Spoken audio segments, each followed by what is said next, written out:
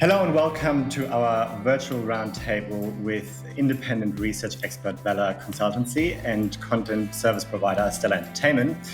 Now we're here today to talk about the future of in-flight entertainment and content. There obviously have been a lot of conversations around the impact COVID-19 has had on the aviation industry, but not many discussions around in-flight entertainment in particular and how this part of the passenger experience might look like coming out of this. With this roundtable, we hope that we can provide a little bit more insight into how airlines, CSPs, and content owners have adapted to the constantly changing environment and how market intelligence can provide crucial data to inform future strategies for the entertainment product in the cabin. Now, before we jump in, let's just do a quick round of introductions. My name is Daniel Jacobs, but most people know me as DJ. I'm the Director of Client Service at Stellar Entertainment, and I oversee our portfolio of airline clients and the content programming. Now, just briefly on Stellar, Stellar has been in the industry for 46 years and draws on decades of experience in providing entertainment to airlines globally. Our teams are based in Australia, Malaysia, Singapore, Hong Kong, and Los Angeles. I'm Sam Allen. I'm the Director of Licensing at Stellar Entertainment. I oversee all of our license agreements across both video and audio. So that includes the Hollywood studios, independent distributors, our TV distributors, and also record labels, both major and independent, publishers, collection agencies. And that's across our entire airline client portfolio. My name's Craig Foster. I'm one of the co-founders of Valour Consultancy, which is a leading provider of market intelligence services to the aviation community. So people might be familiar with a number of our reports that we've authored over the years on things like in-flight entertainment content, in-flight connectivity, as well as various other cabin technologies, things like in-seat power, aircraft seating, and the connected aircraft concept more broadly. And my role really is to be involved with the day-to-day running of the business and authoring various reports along those different topic areas. And I'm Daniel Welch. I'm co-founder of Valour Consultancy. Greg's already given a good intro into what we do, but I'm responsible for the in-flight connectivity portfolio, in particular the syndicated reports and also the quarterly tracker. So as DJ hinted out at the beginning, there's been a lot of commentary on how coronavirus and the pandemic have impacted many different areas within the aviation industry, including in-flight connectivity and some elements of the cabin. But one of the things that I certainly feel was lacking was some detailed commentary on what's happening within the content world. And I think this gives us a really nice platform to do that today. I think the first point we should begin with is what's happened over the last 12 months and, getting us to where we are today. And maybe what we should do is look at where all this began, which was within the airlines, and them kind of falling back on the way that they spend and their investment and non-essential spend, and pretty much the way that they've reacted, because obviously that's had a really big impact on the supply chain. So maybe Sam, DJ, naturally you're very well placed to start this point. So maybe you can begin on that.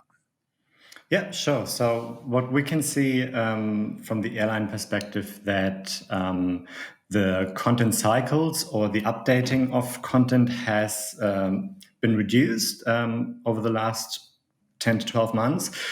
So airlines that previously have done monthly content refresh are now doing bi-monthly, quarterly, or even longer periods like 6 months. Some haven't updated in a long time and are only showing holdover content. So whatever has been on from earlier this year. And some airlines also have turned off their entertainment entirely. For the airlines that do new content refresh, we can see that they are structured a little bit differently, at least in the short term. So there seem to be fewer new releases and focus more on classics. That might have to do with reduced budgets, obviously, but also because there's just a shortage of new releases coming through from Hollywood at the moment. Yeah, and Sam, have you seen the same? Yeah, one of the key things for us and so for airlines, sort of what I've noticed is flexibility, because as DJ said, the content sets have changed, and flight levels, have also drastically reduced. And this has all happened in a very short space of time. So we've had to adapt quickly, and the studios have also had to adapt quickly to cater to our clients' requirements.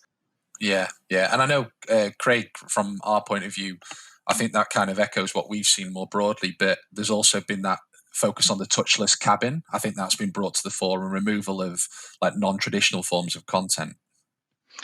Yeah, absolutely. And I think it's not just about how the airlines have reacted, it's about the speed with which they've reacted too. So obviously some airlines have sort of reacted quite slowly and tried to see what the lay of the land is, but others have been really quick with their decision-making processes. And I think, you hit upon a good point there around almost what is IFE. And one thing that we've noticed is that IFE is expanding in terms of what people have always known it to be.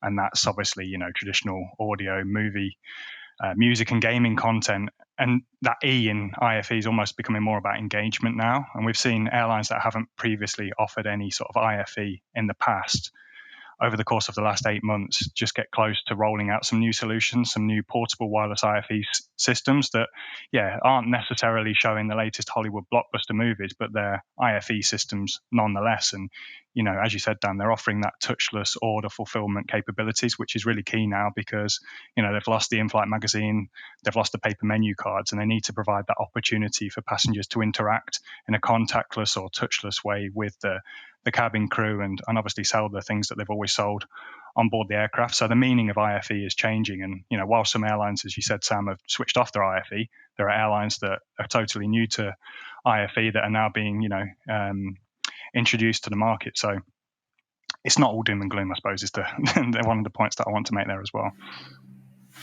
Yeah, one thing that we also notice is the sort of commitment that airlines have to the entertainment product. I mean, with the impact that the pandemic has had, you would assume that IFE might be too much of a luxury product to have at this stage, but we see a lot of airlines that continue to offer in-flight entertainment and maybe use this time to sort of rethink what they want to offer and also reshape their product offering without thinking about seizing it entirely. And that's key there, DJ. So that's part of that, and what we have been doing, with the studios, is putting together COVID designed packages. Previously, an airline would generally commit to a certain amount of titles per year, and that would be driven around the flight levels that would be expected that the airline would have per month. The flight levels now completely all over the place. That things can ramp up and change very, very quickly, in both directions. And so the packages that we are designing now with studios reflect that. It reflects, ramp ups and ramp downs very quickly. And that has been designed so that airlines have the flexibility to have content on board and are not committing to a budget which could suddenly, become unfeasible for them when they are operating at reduced flight levels. Yeah. If you don't mind, me asking, what's your interaction been with the studios? Like, how have they reacted to what you're going through and what the industry's going through? The studios have reacted as best as they possibly could. Everyone has been hurt, by the pandemic. What we're seeing is perhaps a change in structure. We're noticing. So previously, years ago, when we started working directly, with record labels, that was through the digital departments, at the record labels. We're now starting to see a slight shift, in the studios where the digital teams are now taking on in-flight rights as well.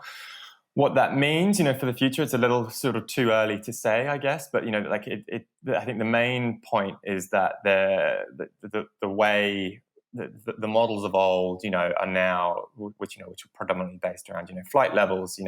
There is change in the air, and there's opportunity, to do things perhaps, a little bit differently. And studios, are open to those kind of conversations as well. From a content point of view, I just want to add two things that we've seen throughout this period happening. For example, Universal released Trolls world tour digital only, and it ended up being the biggest digital release and surpassed the revenue that the first Trolls movie made. Similar developments we saw as well at Disney, for example, where some of their key titles like Frozen 2 were released on Disney Plus at the same time as the airline release. And they also tested out a premium tier with Mulan just recently. Now, what we believe is that studios will ultimately go back to their early window and windowing model, because that makes sense for them in terms of maintaining the relationships with theater owners and also secure that recruitment for large budget movies. But it was obviously a time where everyone was at home signing up to different services. So it definitely made sense to push out those movies through these channels. But our assumption is that there won't be a lot of changes, at least in the short term, to the window strategy of the studios. Yeah, I think we were looking at that. We asked the studios directly as part of some research that we've got into this area at the moment, and we were hoping that might ease up a little bit for the benefit of airlines from a wireless IFE standpoint, because obviously that's one of the big inhibitors of adoption, I guess, if you want to call it that, the provision of early window content into wireless IFE. But it seems like the studios are reluctant to look at that option just yet. We've seen over the last couple of years already studios moving to a day and date release for wireless IFE. And I think this might actually be something that we see coming out of this even more, with obviously touchless IFE or bringing your own device might be more attractive to airlines moving forward, and then studios will have to look at their windowing for the airline market in particular. So what does that mean, or how does that translate to what the CS as a CSP? How does that potentially translate to changes in the way that you interact with airlines and what you offer to airlines? What we have seen prior to the pandemic, airlines restructuring their domestic in-flight entertainment to factor in, a connected fleet. Now, that's not to say that all airlines have done this, and we might see, an acceleration of other airlines, changing their domestic product to factor in, a connected fleet. At the same time, though, whenever we look at, and previously, this is more sort of previously, when we looked at usage reports and, what people were watching or listening to on board, both domestically and internationally. Interestingly, domestically, new release films always rated the highest. People are still watching new release films, and that's even short haul, even sort of 90-minute flights. People still watch films. So that is something that airlines should be wary of. There is an expectation from a passenger perspective, whether you're flying domestic or international, to watch films on board. And so if you're going to change your domestic product, if you removed in-flight entertainment entirely, particularly new release content, that could then result in reduced CSAT scores. So something to be wary of. This is where the early window content comes back in as well, because some of those movies wouldn't be available on any streaming service when they're available to airlines. So that's definitely a point of difference for airlines and their in-flight entertainment product.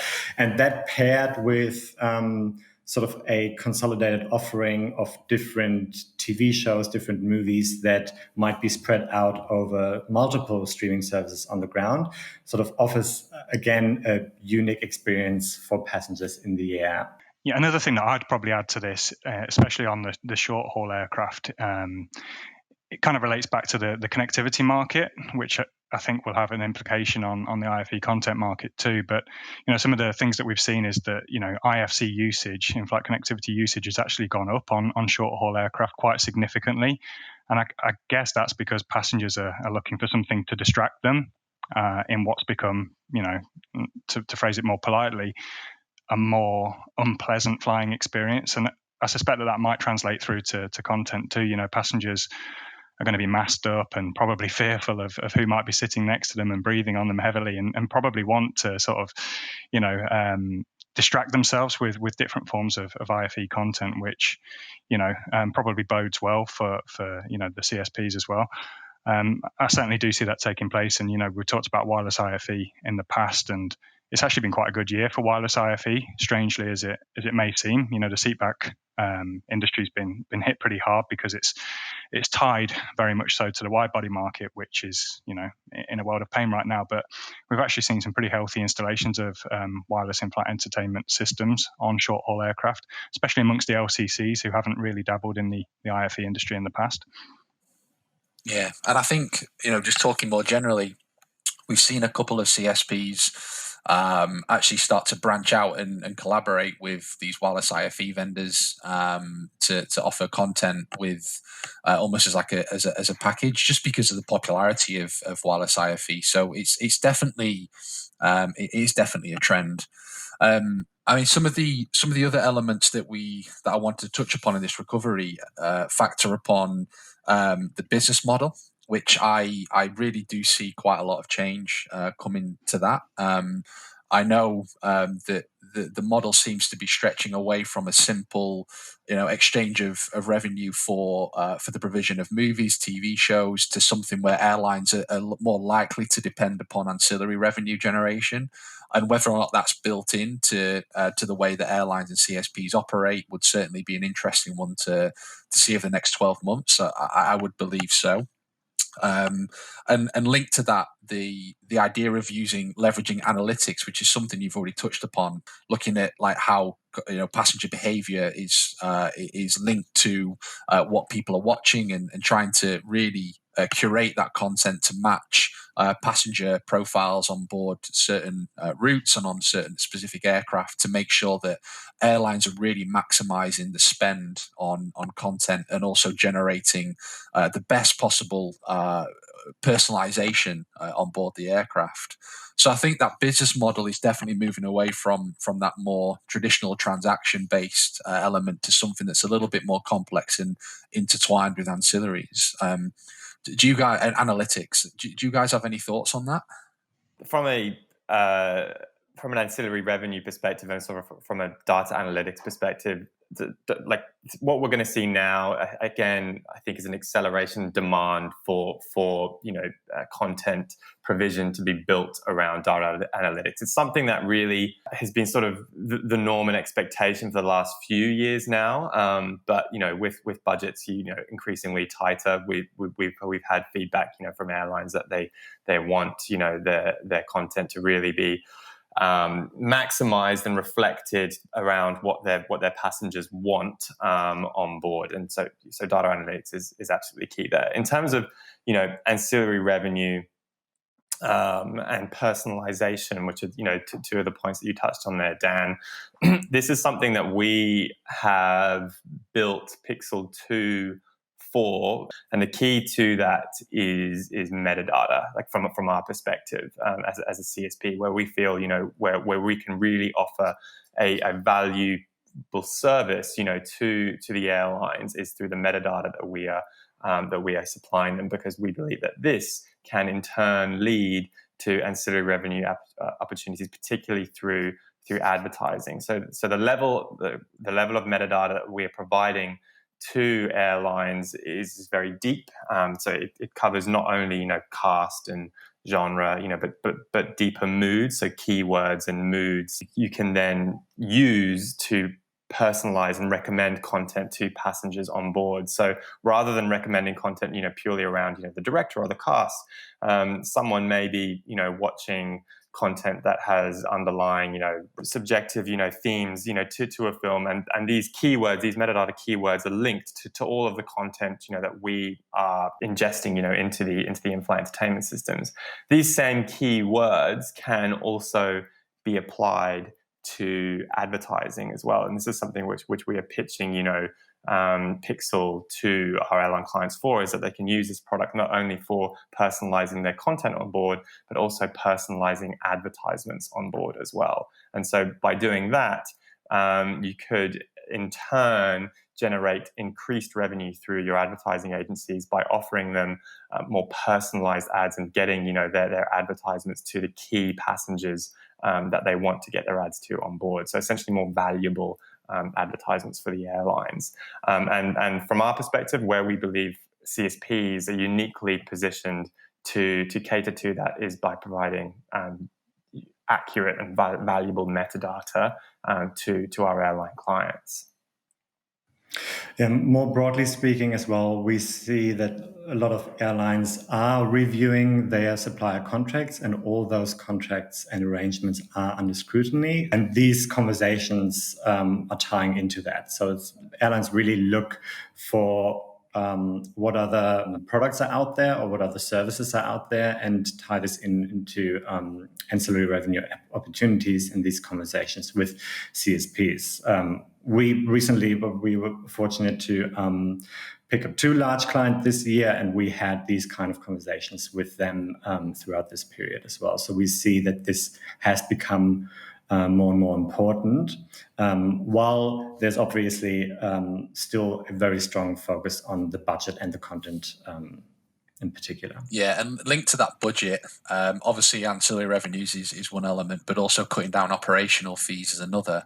And I know that we've seen onboarding of content become quite a focus, some leveraging connectivity services, others finding alternative means of doing that. That seems to be one of the elements that any ways of cutting costs seem to be coming to the fore now. The other element that I wanted to mention here was just Linefit status. We've talked about this on the in-flight connectivity side, that Linefit status as retrofits become more and more problematic. With airlines not wanting to down aircraft, take them out of service for a few days, particularly now in this next 12 months, especially in emerging markets, particularly cost-sensitive ones. The whole process of retrofitting an aircraft is just seemingly very challenging. I don't think this necessarily impacts the wireless IFE segment certainly as much as what it would for the seatback world or in-flight connectivity, but Linefit status becomes incredibly important over the next 5 to 10 years in particular. By the end of the forecast window that we're working to now, we're forecasting at least half of aircraft will be equipped with in-flight connectivity in the factory. From a IFE standpoint, we're looking at similar cases, right, Craig, with Linefit becoming more and more important there. It depends on the type of IFE, I think. I mean, obviously the seatback market is tied heavily to line fitments, especially in the wide body segment. But as you mentioned, in the wireless IFE segment, especially the sub-segment of that, which is portable wireless IFE, I mean, the reason that's grown so quickly is because they can be, basically put in an overhead bin overnight, and you can be up and running with a wireless in-flight entertainment system, in a flash of a pan. Basically, it's so easy to get that kind of functionality on board the aircraft, which is, like I say, is why it's grown in popularity over the last couple of years. So I think it comes down to the IFE segment that you're talking about. There's big differences between seatback and wireless and even overhead. Overhead and seatback are much more tied to line fitments, and that's why the big OEMs have been so successful, because they've got widespread line fit offerability. But the wireless IFE world, you've got 30 vendors probably now vying for a slice of the pie, because it's the barriers to entry are much lower, so to speak. Yeah, and I guess this links into that element of dual screening, particularly on long haul carriers where you've got older IFE systems. Most certainly now are going to be on aircraft longer than what they were intended to previously before COVID. The wireless IFE side of things perhaps isn't as hard, but you might see both systems on board those long-haul aircrafts even more so now. And again, that gives rise to the element of dual screening, watching content on your phone whilst watching the seatback system for other forms of content. So again, do you agree with that notion? Yeah, I definitely agree with that. I mean, we have seen a number of wireless IFE systems installed alongside seatback IFE, and we actually have a database where we can see down to the tail level the instances of where that's occurred. But yeah, certainly in future, I think that's a trend that's likely to continue, because of the dual screening that you mentioned there. People are accustomed now, aren't they, to using more than one device whilst they're watching the main screen at home in their living room, and what people will see on the ground naturally sort of translates up into the air as well. But that point around older systems being on board the aircraft is a really important one as well, especially as a bunch of aircraft have been sat in the desert for quite a long time now, haven't they? Just not being used, and inevitably there will be problems with IFE systems, and of course maintenance will be carried out on those systems before aircraft are returned to the skies. But in many cases, wireless IFE was deployed in the past as sort of a backup option in case something happened with the main seatback screen. And a dark screen, as it's called, was a major source of frustration for passengers, always has been. And I think even Prince William had a good old complaint about it a few years ago when his seatback screen wasn't working. So it wasn't working for him. Wasn't working for him, no, even in first class. Yeah, so poor old Will. It happens to everyone. Yeah. Okay, so then the final section really that that we all want to touch upon was technology. I think one of the things that we've heard previously, and we've been quite vocal about this, Craig, on our side, is the impact of in-flight connectivity on seatback systems and that seatback market. And I think even today we've not seen the impact that perhaps some anticipated. So maybe you want to start off on that section. Yeah, absolutely. I think over the last few years, probably over the last 5 to 10 years, in fact, we've heard a lot of protestations that, seatback screens are dead. There was quite a few media articles around this maybe 3 or 4 years ago when American Airlines made the decision not to put seatback screens on the 737 MAX aircraft, I think it was. And you saw quite a few of the big media outlets take that, run with it and say, seatback systems are dead. But there wasn't really any sort of context put around that. The fact that an airline didn't choose a seatback system on a narrow-body aircraft isn't actually that revolutionary. It's not all that surprising. And there's been a number of, I suppose, killers or supposed killers to the traditional IFE market over the years. Wireless IFE, when it came along, was supposed to dispense with seatback systems, and that's not happened. And as we've discussed, they've actually often been deployed in tandem. As we've talked about, connectivity was supposed to kill it off. COVID's now supposed to kill the seatback systems off. I just don't see that happening. Especially as we look into the future, there are quite a few wide-body aircraft still on order with the latest and greatest seatback systems due to be installed on them, with 4K screens, etc.